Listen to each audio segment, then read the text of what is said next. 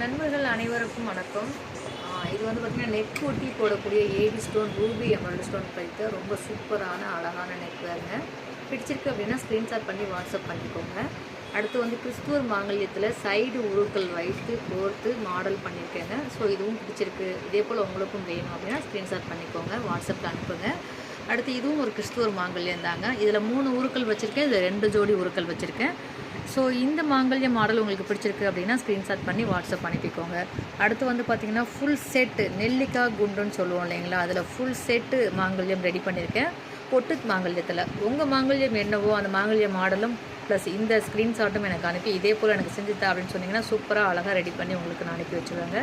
அதே போல் நானா குழாய் மஞ்சள் கயிறில் முழுக்க கொத்துதுங்க. இது தொப்புள் தொடும் அளவுக்கு செய்திருக்கேன்.